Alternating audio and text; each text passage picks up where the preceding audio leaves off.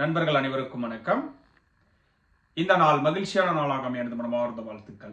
இன்றைக்கு பார்க்கக்கூடிய பதிவு, வீட்டிற்குள் செப்டிக் டேங்க் அமைக்கலாமா? இந்த பதிவு பார்ப்பதற்கு முன் ஒரு நற்சிந்தனை. இந்த தருணத்தில் மகிழ்ச்சியாக இருங்கள். இந்த தருணம் உங்கள் வாழ்க்கை. இன்றைக்கான பதிவுக்குள்ள போகலாம்.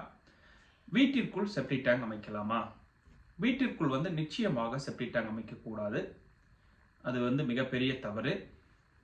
பழங்காலங்களில் பார்த்தீங்கன்னா வீட்டிற்குள் கழிவறையே அமைக்க மாட்டார்கள். ஆனால் இப்போ இருக்கக்கூடிய நவீன உலகத்தில் நிச்சயமாக வீட்டுக்குள் தான் கழிவறை அமைக்க முடியும். ஆனால் செப்டிக் டேங்க் கட்டாயமாக வீட்டிற்குள் அமைப்பது மிகப்பெரிய தவறு. வீட்டிற்குள் செப்டிக் டேங்க் அமைக்கும் பொழுது உடல்நல பிரச்சனைகள் ஏற்படுகிறது. மனநல சம்பந்தப்பட்ட பாதிப்புகள், மருத்துவ செலவுகள் அதிகமாக இருக்கக்கூடிய ஒரு விஷயங்கள் ஏற்படுகிறது. அதே போல துர்நாற்றம் அடிக்கக்கூடிய ஒரு சூழ்நிலையும் ஏற்படும். அதனால எக்காரணத்தை கொண்டும் வீட்டிற்குள் செப்டிக் டேங்க் அமைக்கக்கூடாது.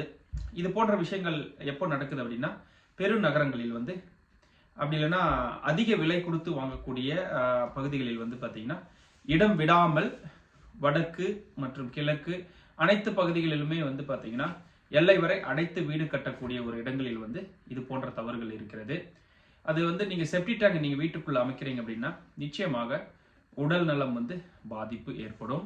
மருத்துவ செலவுகள் அதிகமாக இருக்கும். அதனால வீட்டிற்குள் எக்காரணத்தை கொண்டும் செப்டிக் டேங்க் அமைக்கக்கூடாது. வடக்கிலும் கிழக்கிலும் அதிக காலியிடம் விட்டு வீடு கட்டுவதுதான் சால சிறந்தது. மிக்க நன்றி. வாழ்க வளமுடன், வளர்க விவசாயம். எல்லோரும் எல்லா புகழும் பெற்று வளமுடன் வாழ வாழ்த்துகின்றேன். நன்றி.